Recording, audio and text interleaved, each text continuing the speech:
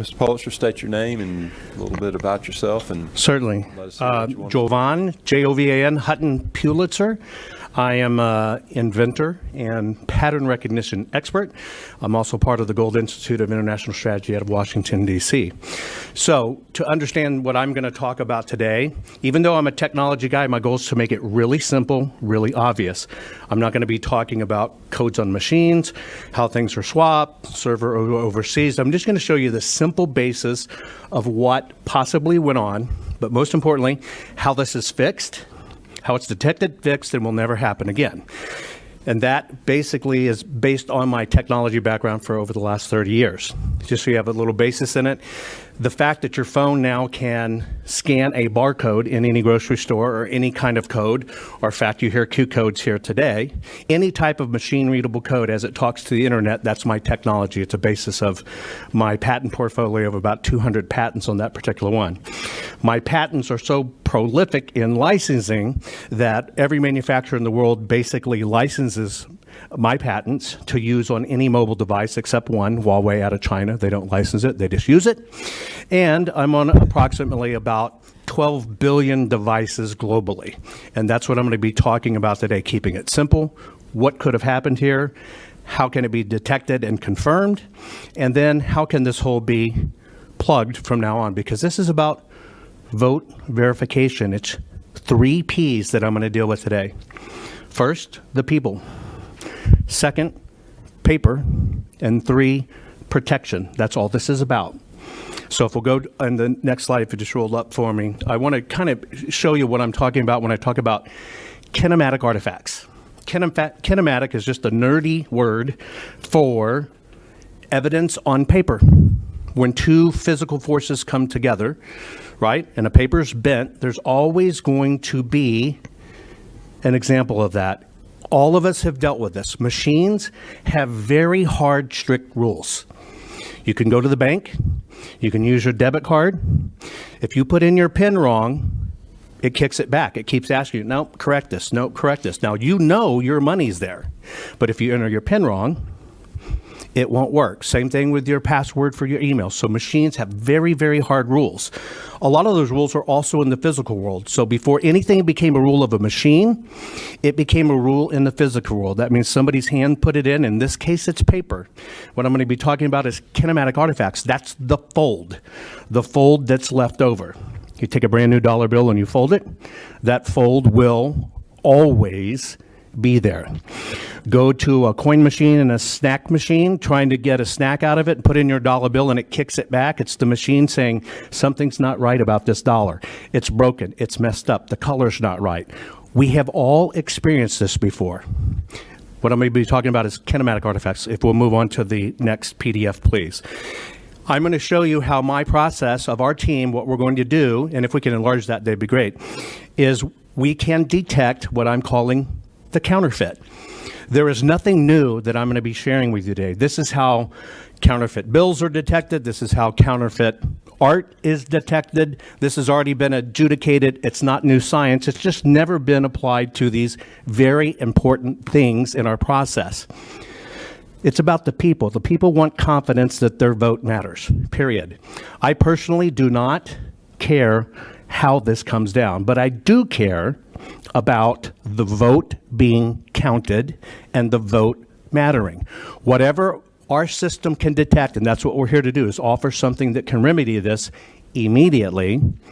The numbers will speak for themselves.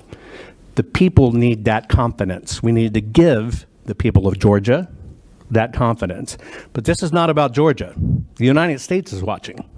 And this is also not about the United States. The entire world is watching this process. You know, people come, when I was coming in here to Georgia last night, yes, sir. Mr. Pulitzer, let me ask you a question. You talk about counterfeit. If we were able to get our hands on those... Senator Beach, can you speak into the microphone so people can hear you? Can you hear me? Yes, sir. Okay. Mr. Pulitzer, thank you for testifying. Thank you. If you were able to take counterfeit, if you were able to get your hands on the State Farm Arena absentee on the ballots that were run between 10:30 and 1:30 in the morning, would you be able to tell if they were folded, and would you be able to tell if they were counterfeit? We would be able to tell if they were folded, if they were counterfeit, whether they were filled out by a human hand, whether they were printed by a machine, whether they were batch fed continually over and over. We can detect every bit of that. Thank you. Certainly. And so coming here last night, I drove in. The driver from Uber, his fellow name was Christopher. He was Nigerian. He came here to start a business. He's been here 5 years. He legally immigrated here. His brother came first, and he's hoping for his next two sisters to come. And his whole goal is to start a tire company because it's about capitalism for him. He says, I want my own business. He was a lecturer on economics in Nigeria. But he came here because he wanted what we had here in the United States and in the state of Georgia. Opportunity, right? But more importantly, if you look at the people that come to this country, it's not just about opportunity and freedoms. They are coming to our country from countries that have one additional thing. They come from countries where their votes don't matter, where their votes mean nothing. And they know here in the United States what we're supposed to stand for is votes matter. Your voice, one voice matter. And so that little bitty piece of paper that we're all talking about here, the ballot, it got chosen too. It was a generic piece of paper, and one day it comes out in a system, it's a ballot. However, when that ballot is filled in by a voter, it becomes a historical artifact. It is what changes that very simple piece of paper into something that can change or guide a nation. And so we have to look at these artifacts. We have to look at this documentation of what the one person expressed in their intent. And so we're getting confused in machines. Let's just talk about that piece of paper because it's about voter intent. And if there are problems, if there are issues in machines, if there are counterfeits, everybody wants them detected because at the core of this is each vote must count. Let me show you what a kinematic artifact is. It stands to reason that in an election that comes down to the propensity of a tremendous amount of mail-in ballots, that a very simple process occurred. That piece of paper should have been folded and sent to you at home. A printer prints it out. That printer folds it. It goes into an envelope. It's tracked in the process. United States Post Office sends it out. That is tracked. It comes to your home. You receive it. You open it up. Chances are you didn't vote right then. You kind of put it off a little bit. You opened it 2 or 3 times. You finally got around to it. You put your pen to it, folded it back, put it in an envelope, and sent it back. That entire process is a folding and rolling process. Every time that piece of paper is opened and refolded, it's like a hinge. Remember, paper is nothing but a reconstituted tree. So it's constantly breaking fibers. It is actually changing that piece of paper into something else that it can never be hidden once it's done. This is what's called a kinematic artifact. So what you're looking at on the screen is just a simple fold. Looking at it through a computer, the things the human eyes can't see. But if you look at this, you can see even the paper on the front side of the fold to the back side of the fold changes frequency. It becomes a whole different level of light frequency. If you look at the bottom, on the left, you're looking at an oval filled out by a machine. The two on the right are by human hands. The first one, that's somebody who fills in a circular motion. Handwriting is the opposite of a rocket. Rockets take off, impact. Handwriting is impact, and then you're filling in that circle, and no matter how creative or non-creative you are, your mind goes, oh, I'm finished with that. But that finish process happens in your brain first, pen second. And so you always start to lighten the load. And so those little bitty light areas you're seeing is the load being lightened by the person's hands. The second one is actually a gel pen. If you look at the one on the left, that's done by a machine. A machine can never hide that it was a machine. Can't. Because the same process of printing the ballot is the same process of printing the vote. Is there another page in this slide? Let's look at these a little bit closer in it. Go on to the next one, please. You can roll them up. So keep on going. So you're looking at 4 forms of human dynamic. First, we want to know where these things mailed. That's the definition of a mail-in ballot. Second, we're supposed to vote for them individually by person in hand. If you have a machine one in there, he didn't cast it by hand. You're looking at the 4 different types. Every pen has a signature. Every ink has a forensic signature. Every hand has a different stroke. You're looking at circular, scribbler, right? Inside out, gel, and Sharpie. Now let's scroll up to the next one, please. Those, no, other direction. Thank you. Keep on going. Now look at the bottom in the machine. If you're looking at it, you can see the difference between the two. The handwritten one, the ink is over the paper. Look at the bottom one. That's a machine filling in an oval, and that's a machine filling in a scribble. But you can still see through it. You see all the little bitty dots? That's because the machine still prints the same exact way, just a little denser. It can always be detected. And unless the ballots all had original scribbles, that scribble can be detected. Every time that scribble shows up, we find it, we map it, and all of a sudden, if you have 50 of these scribbles, or even if you have 2, you technically have a problem. We'll go to the next part of the slide, next presentation, please.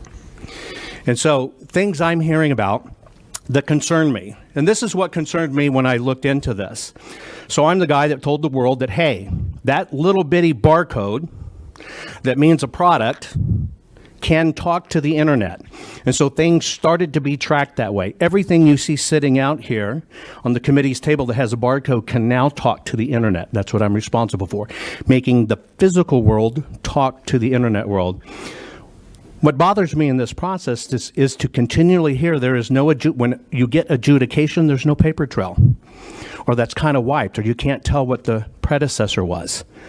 That's disturbing. That's the first rule of forensic audits, and if it was an accountant in a corporation, you'd be fired. If you ran the financials for a public company and the numbers didn't match, and all of a sudden you couldn't adjudicate it and show the records, you'd go to prison. Now, this is as simple as scanning a loaf of bread at a grocery store.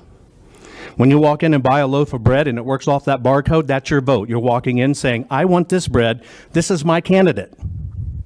You walk up to the cash register.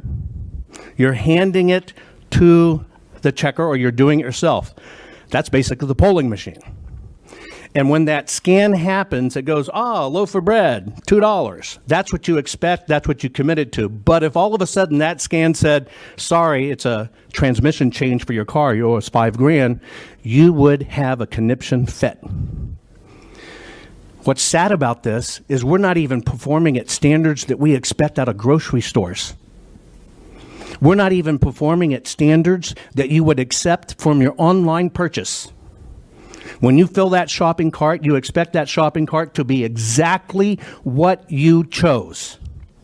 And if you had a problem with Amazon because they shipped you 20 things you don't need but still charge you, you would be on the phone to Amazon complaining. They would have to audit it, figure it out, and make it right. But we don't do this in elections. We play hide and seek with documents.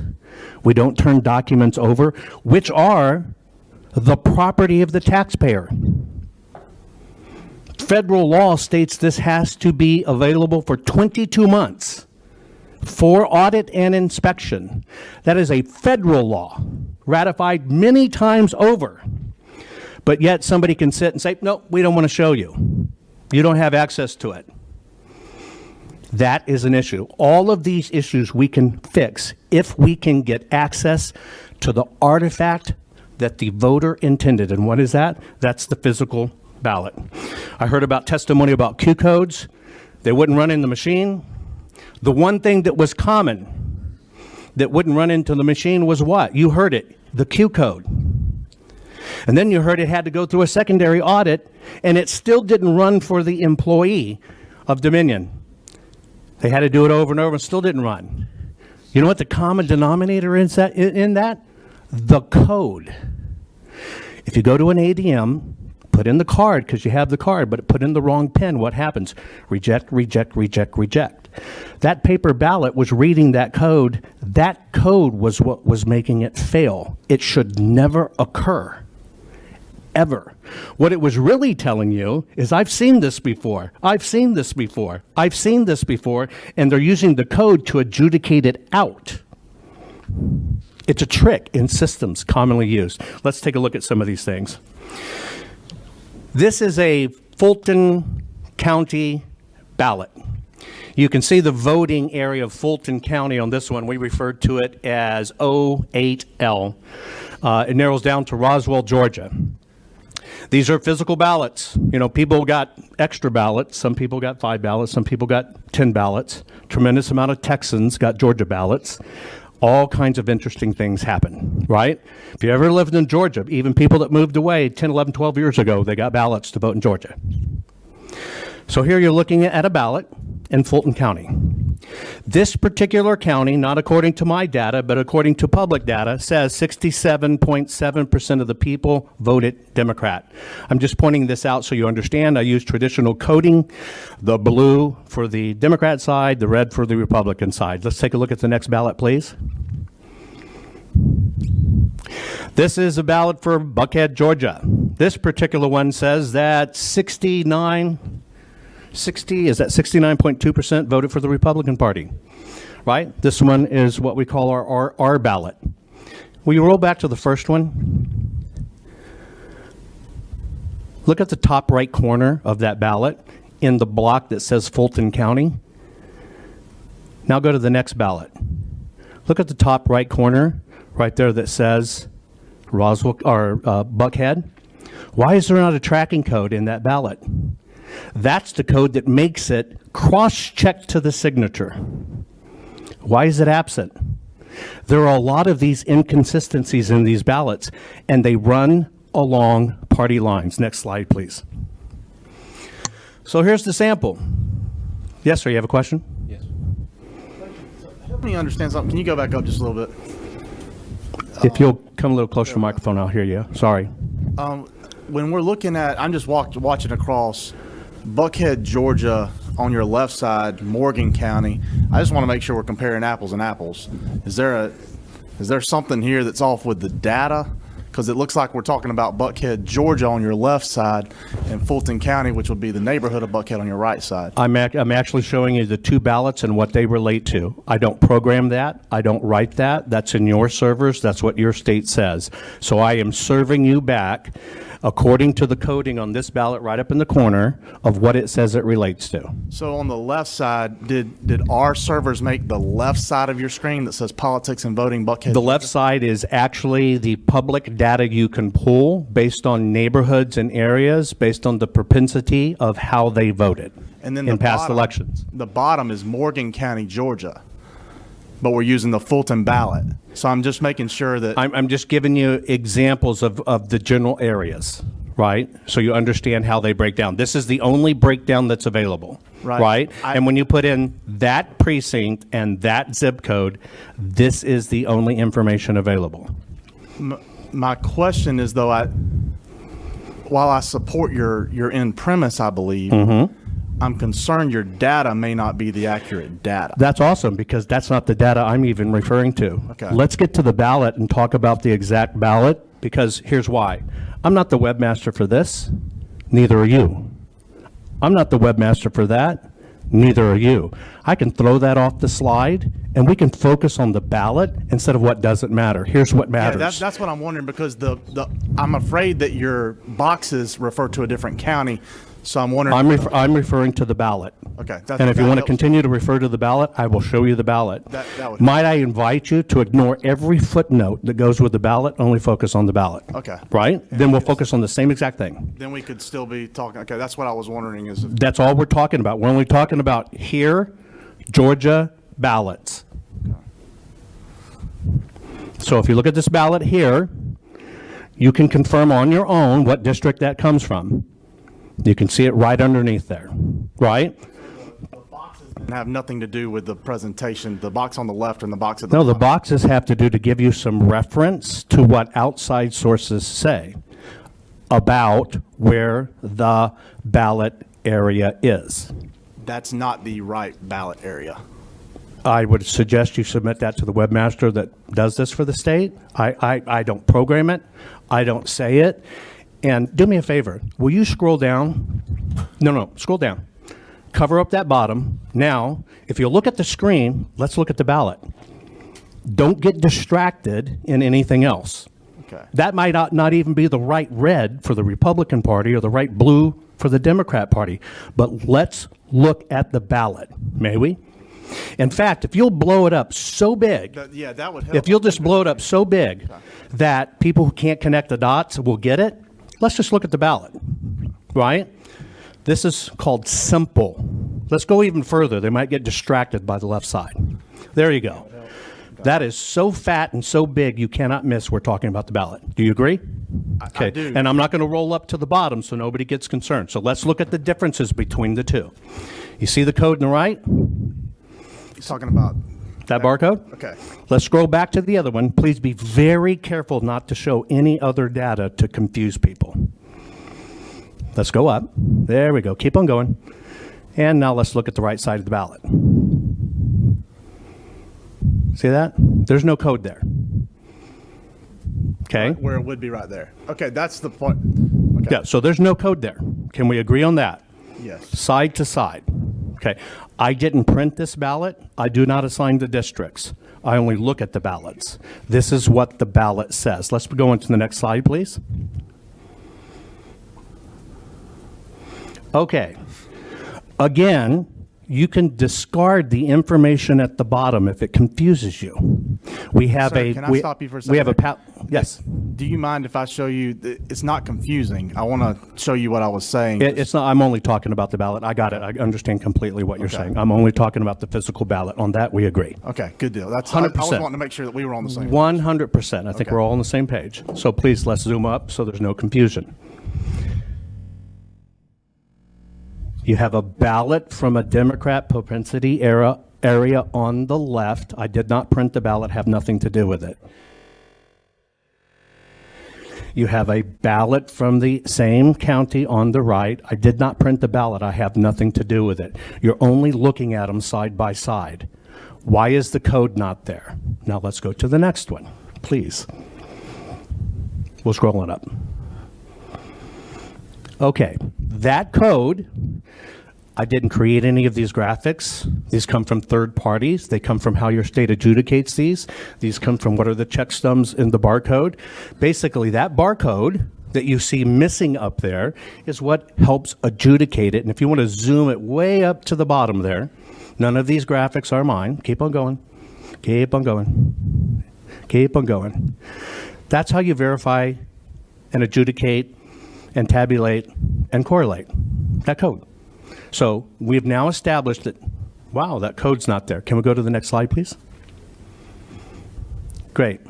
Okay, let's get rid of the top so we don't get confused between the icons of the parties, and let's just look at a ballot. We've all been hunting probably or know what hunting is. We look through a scope. There's a crosshair in the center. You put that crosshair on exactly what you want to hit. That's called hitting the target. If you have hunted in your life and you're not lined up on the crosshairs and you're doing a 50-yard shot and you're kind of going to the bottom right, you're going to miss whatever your target is. I have questions about these targets. I have simple questions and forensics. Why is the ballot from one county on the left, why does it have a completely separate code in it than the one on the right? These are actually coded to where they come from. Why should you be able to look at a ballot and know whether it came from a Republican area or a Democratic area? This concerns me. I don't think you should be able to know. Can we look on to the next one, please? So let's use this target here. We'll use top pass first. Senator Rhett had a question while you're there. Did I see it? Sure. I just have a quick question. Can you speak in the microphone? I'm sorry, I'm unable to hear you. I'm sorry. I was just wondering if the scanners won't show creases because the images are usually of a very low quality. No, sir. All the machines scan at 300 DPI, which is the default, which is a standard used in any forensic investigation, right? So they all scan to the same confirmation level. So from San Francisco, California to here, they all have the same exact scan level. It's just inherent to the machine and what they see. Thank you. Yes, sir. The things that concern me The ballot on the left, again, I just color-coded them to make them easy. I'm not saying everybody that lives there is a Democrat, and I'm not saying everybody on the right living there is a Republican. I'm just calling your eyes. I use this as coding so you can see what I'm saying. However, what's really interesting to me is the ballot that goes to the Republican area is printed completely off register. You remember when I told you you feed $1 to the snack machine and it kicks it back? It's because that dollar's broken. It's off register. The machine says, I don't recognize this. I don't recognize this. What do you want me to do with it? Now, when it comes to a snack machine, it keeps on spitting the dollar bill out at you until you finally put in one it agrees with. At a pen for your bank account to access your money, it's put in the right code. In the voting machines, it's saying, adjudicate me, what's going on here? Well, that's just also like a citing device. You see how far that register is off? It makes the paper talk differently than what the machines trade to look at. Can we roll up a little, please? Yes, sir. I can't hear you very well. I am so sorry. Would you agree that the boxes along the left and right side of the ballot create horizontal scanning areas, and the marks along the bottom edge and the top edge create scanning areas? So you have a grid on the paper. They're like waypoints, like in GPS. It's what tells everything how to communicate. So if you'll scroll back to a bigger ballot, please, so we can look at, keep on going backwards. Just keep on going until you, there you go. There you go. All those hash marks on the top and bottoms, all of those are citing, communication, and adjustment devices. Let me give you an example. Long before computers talked with programs, they talked with paper. They punched little holes in paper, and that's what programming. That's what you're looking at. That's the paper basically telling the machines to program itself. Yes. So the marks along the left hand and the right, the vertical square boxes, they create horizontal lines or regions on the ballot. It's only an outside adjustment. It does not create a line. But for scanning purposes, optically, when it gets to a square, to a black box on the vertical edges, it creates a scanning area across the ballot horizontally. That's not the actual description of what it creates. I can describe it maybe another way. If you take that ballot right there and you print it out, and you take a straight edge and you draw from the top of the box on the left side to the top of the box on the right side, the bottom of the box on the left side to the bottom of the box on the right side, you create a series of horizontal lines. You can connect these like a grid. Yes, sir. And you can do the same from top to bottom. Correct, sir. So the width of the box on the left and the right has nothing to do with anything other. The width has nothing to do. It could be 1/8 of an inch wide or 1 inch wide. It still creates 1/8 of an inch wide scanning region across. Untrue. Okay. I understand what you're saying, but the signature of the ink creates something different. You can't, well, here you go. I'll give you a simple test. Take a $1 bill out of your pocket. Take a $5 bill out of your pocket, cut off the 5, put it on the 1, run it through your snack machine out there, see what happens. It's all going to be the same size. It's all going to be the same markers. It's all going to be the same detection things, but that's going to kick it back because the computer must see it exactly. So you can do this own test yourself, right? It has to be exact. We, in the human world, we deal with variables all the time. That's what we're talking about in ballots. Oh, we heard it. Oh, I think that's a vote for this guy. When somebody else says, no, it's a vote for this guy. What you just described was an opinion of variable. Machines don't operate that way. Machines have hard, absolute fact rules. Yeah, let me, I know you don't know me. I'm actually an electrical engineer myself and have designed coin and currency processing equipment and dealt with currency scanners, so I know a whole lot about how they work.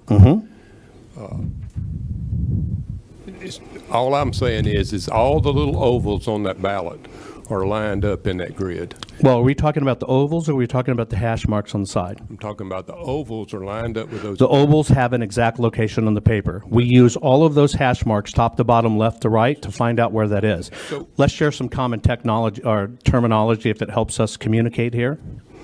Number one, regardless to the machine, I don't care about the machine. I don't want to run another ballot through a machine. That's why we're here. So I do not care about how the machine reads it and what you're doing. I care about getting to the physical ballot.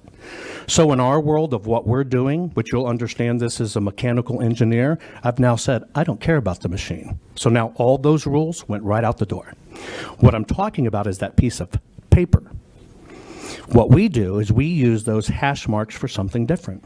And those hash marks for something different are basically what we do when we look at the ballot. So this is the arena with no regard to what it was to do in the machine. We call it the stadium, the arena. Then when you go to the presidential area, we call that the football field. That one happens to be the Super Bowl field, I think we can agree.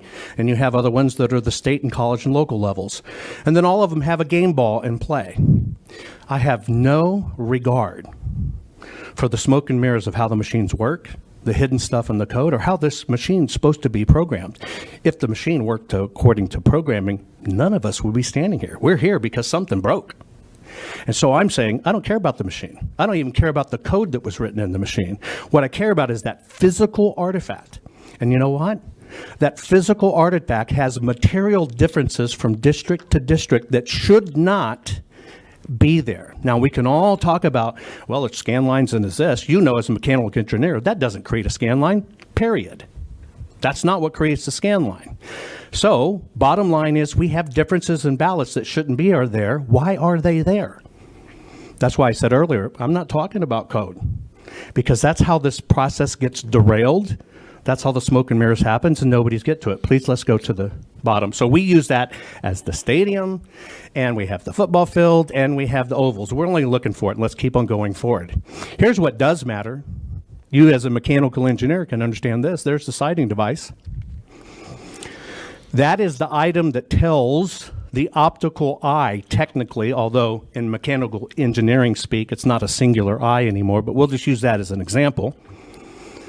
That's telling the sighting device where to look.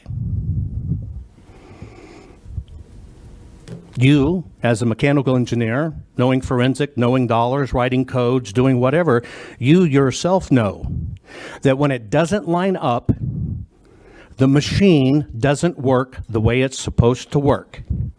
It's the difference between pulling your dollar bill out like this and looking at it, pulling the same dollar bill but doing it cross-eyed.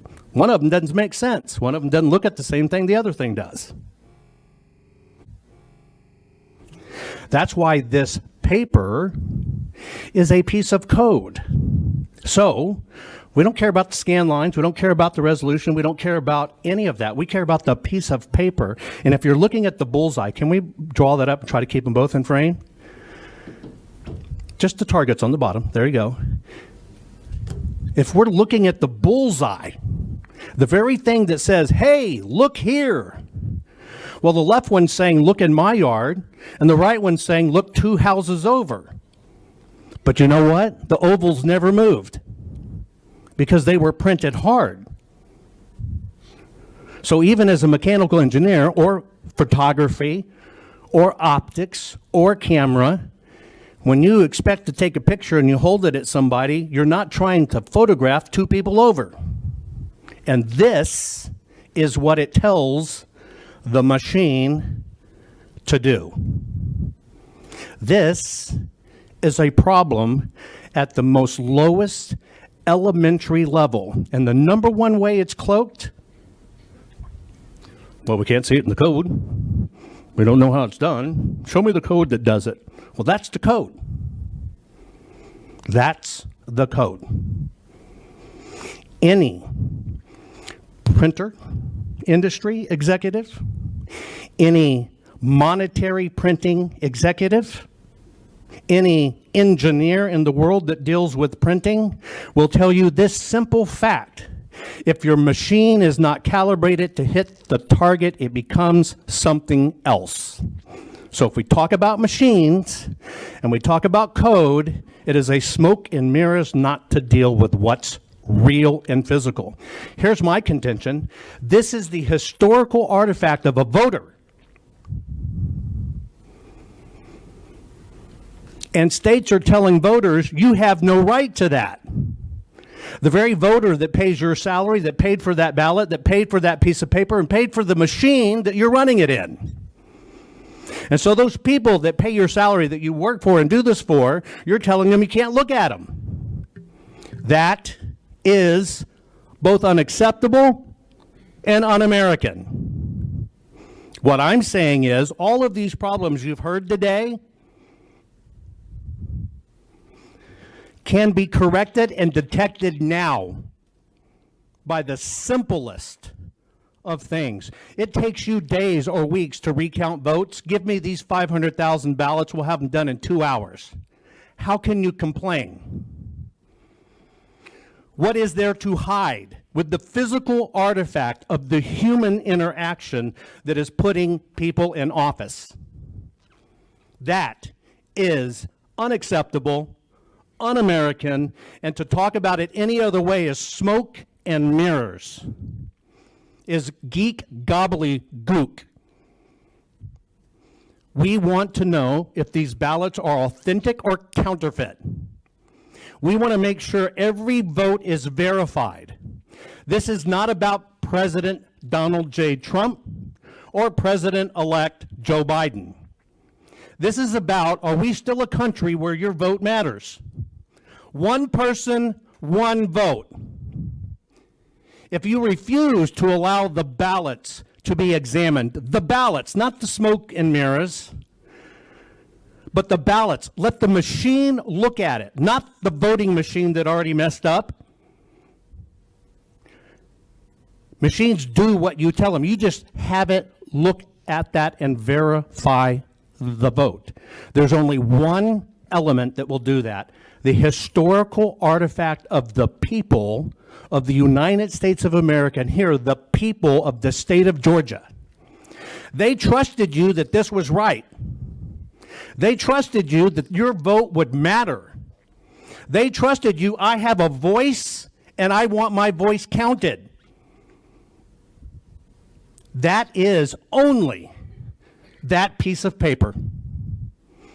It is unforgivable for somebody to be able to audit something and then the original one disappears. How convenient. You know, if you did it in your company as a mechanical engineer and you had your CPA do it or your financial guy, you'd fire them. And that's just one little bitty company. But yet we accept this as a nation? Unacceptable, un-American.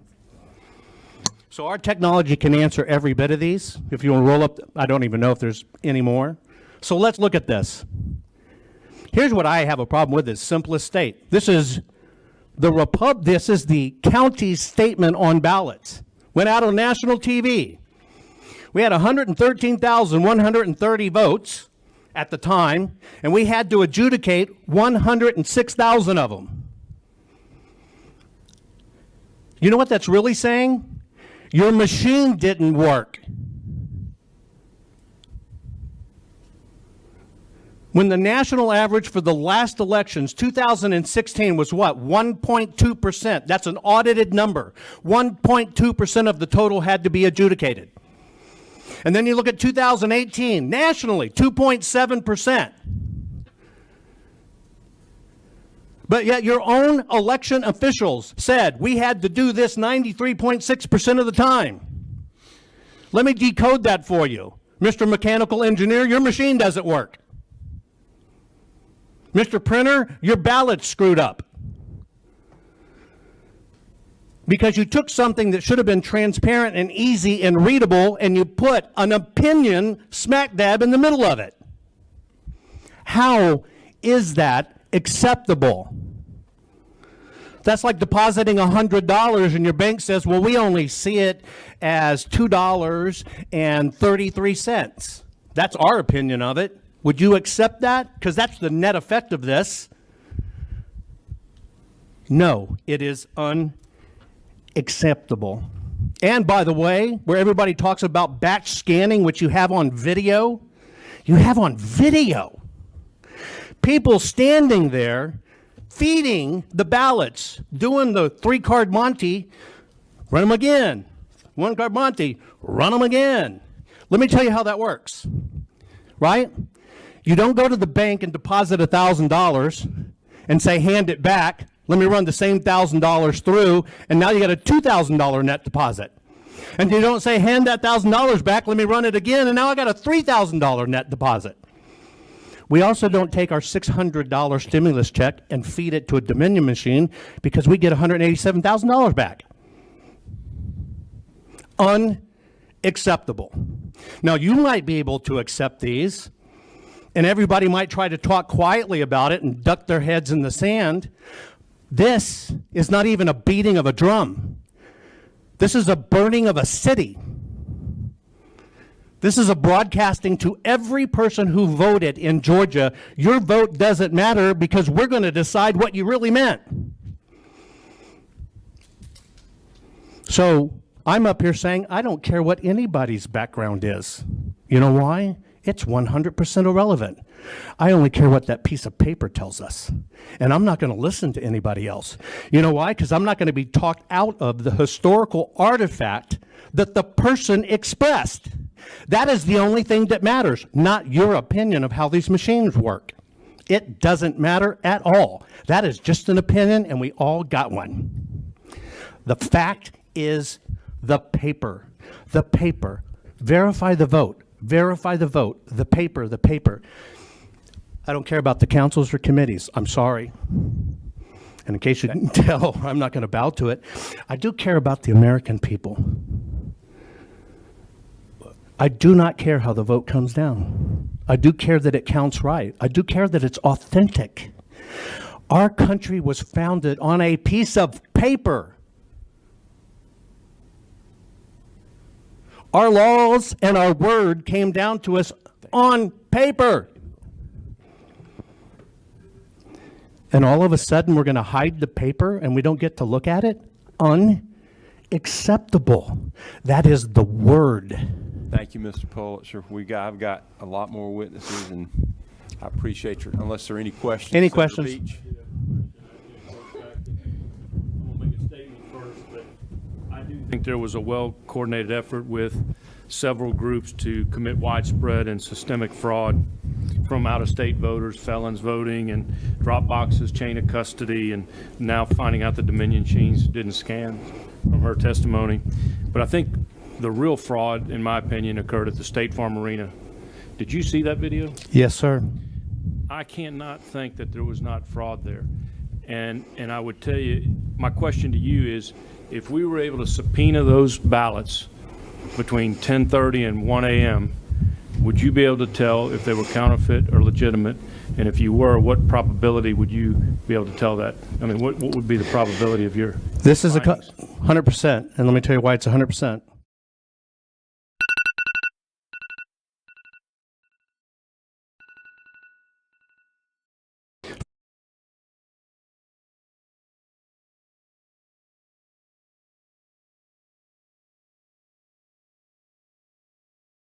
Between 10:30 and 1 a.m., would you be able to tell if they were counterfeit or legitimate? And if you were, what probability would you be able to tell that? I mean, what would be the probability of your This is findings? 100%, and let me tell you why it's 100%. First off, this is a combination of computer vision. Computer visions are now how your car self-drives, and you trust that.